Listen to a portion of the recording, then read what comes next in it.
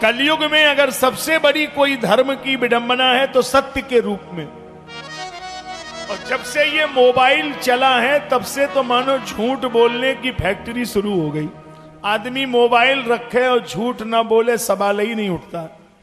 वो मोबाइल रखेगा तो झूठ जरूर बोलेगा। घर में होगा तो कह देगा दुकान पे है, दुकान में है तो कह देगा कि हम इटावा में हैं।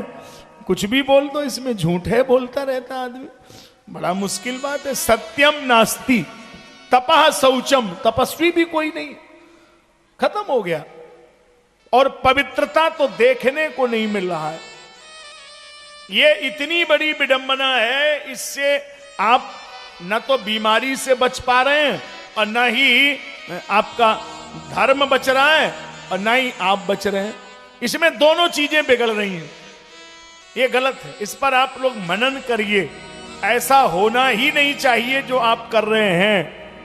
शौचम मनी पवित्रता नाम की कोई चीज नहीं। खड़े खड़े लोग खा रहे हैं, जबकि हमारे यहां नियम है कि खड़े होकर भोजन करना ही नहीं चाहिए। खड़े होकर के जूता पहन के लोग खा रहे हैं, हाथ भी नहीं धो रहे। ये कोरोना क्या है? ये बीमारियां क्यों आ रही हैं? ऐसी बहुत सी बीमारियां हैं जो छूने से फैलती हैं। और जब आप एक दूसरे का जूठा खा रहे हैं तो बीमारी बढ़ेगी ना।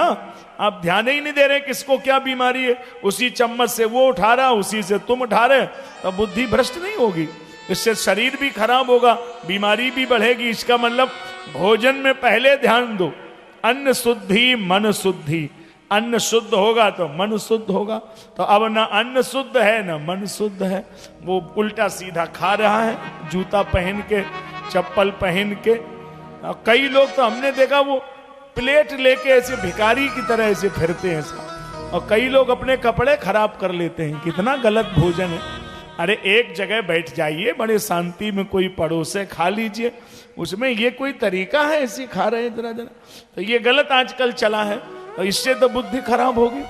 अच्छा, तीर्थों में आदमी जा रहा है, मन की शांति के लिए जा रहा है, और वहां भी मन की शांति नहीं मिल पा रही, क्योंकि दोनों ही सिस्टम खराब है। जो वहां जा रहे हैं उनका भाव भगवान से मिलने का नहीं है। अब हम लोग तो रोज देखते हैं साहब।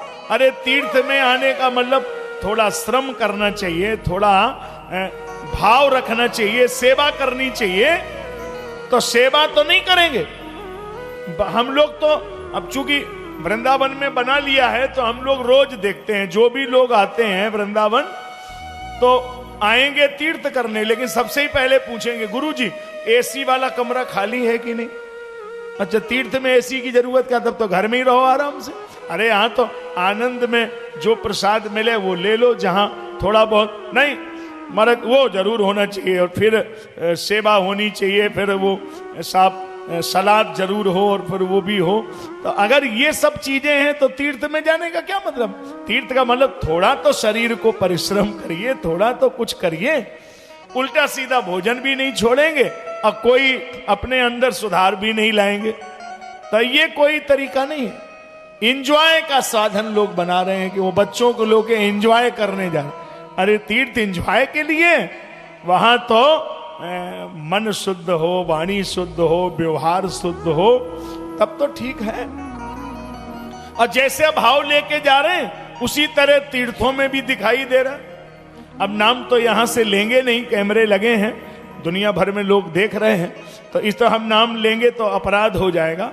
अब ऐसे भी लोग हैं। अब एक जगह बड़ी लंबी लाइन लगी और पीछे से एक आदमी आया और पीछे से कह रहा था 100 रुपया दो तुरंत दर्शन कराऊं, 100 रुपया दो तुरंत दर्शन, 100 रुपया में तुरंत दर्शन। अब लाइन इतनी लंबी कि 2 घंटे में दर्शन नहीं होगा।